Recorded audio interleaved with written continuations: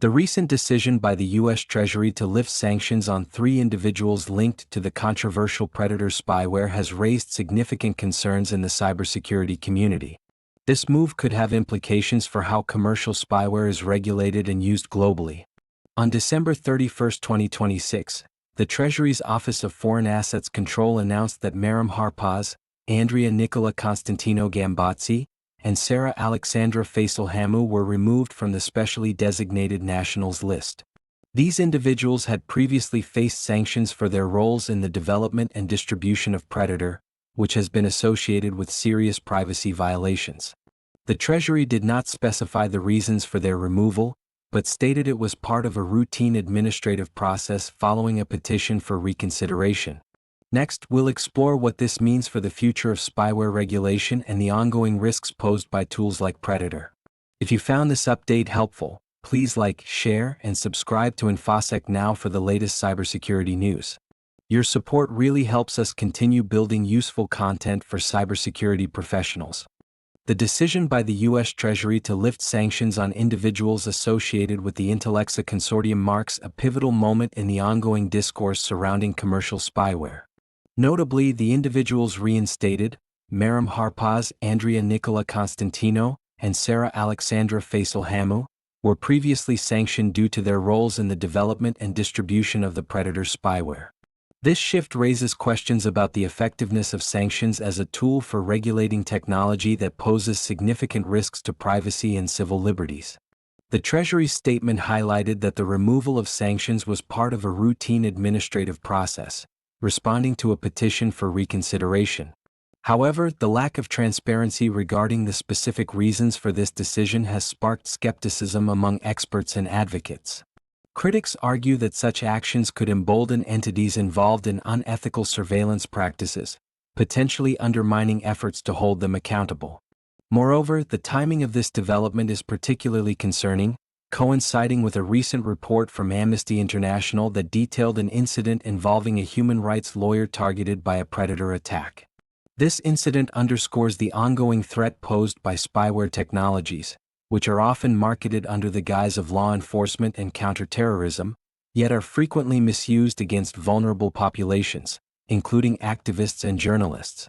As the spyware landscape evolves, analysts have noted a trend towards the fragmentation of the industry, with companies navigating geopolitical tensions and seeking legitimacy through acquisitions. This balkanization complicates the regulatory environment, as entities may relocate to jurisdictions with less stringent oversight. The implications of this shift are profound, as it not only affects national security but also raises critical questions about the protection of human rights in an increasingly digital world.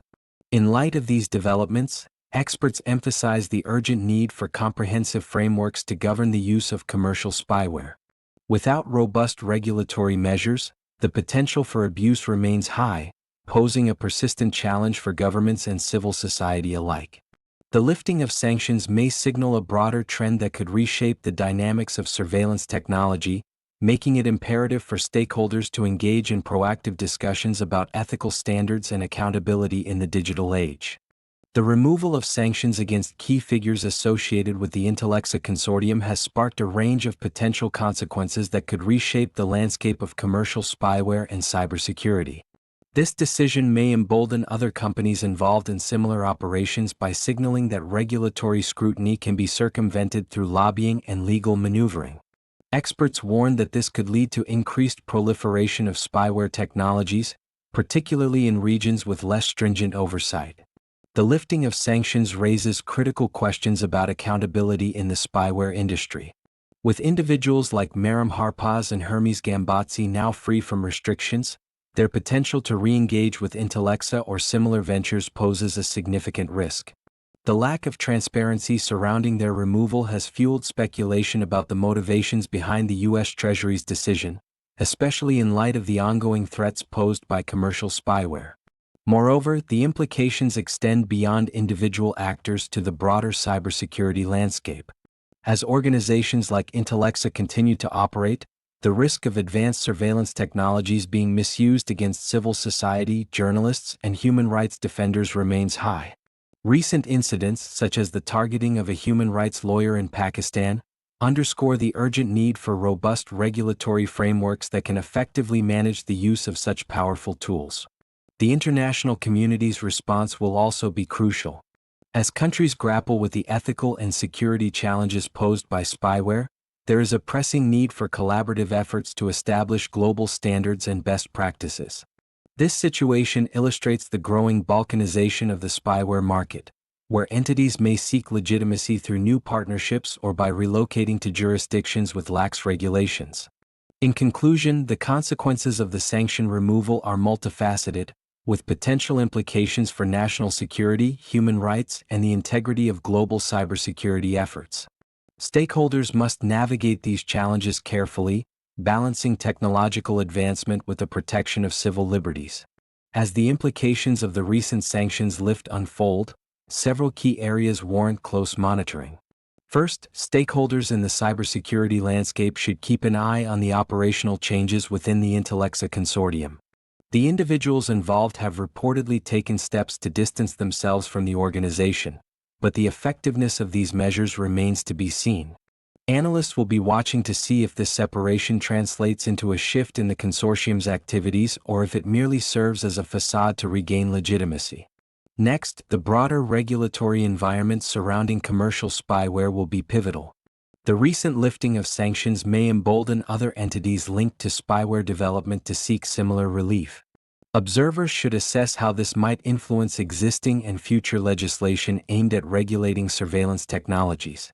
Enhanced scrutiny from advocacy groups and policymakers could lead to the establishment of more stringent guidelines, especially in light of rising concerns about human rights abuses.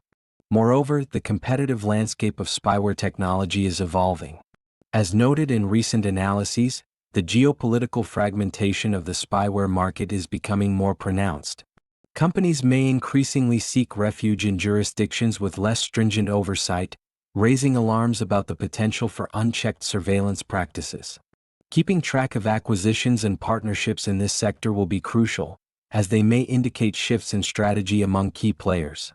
Lastly, the risks associated with exploit technologies are escalating. Reports of insider threats, corruption, and leaks within spyware vendors highlight the fragile nature of trust in this industry.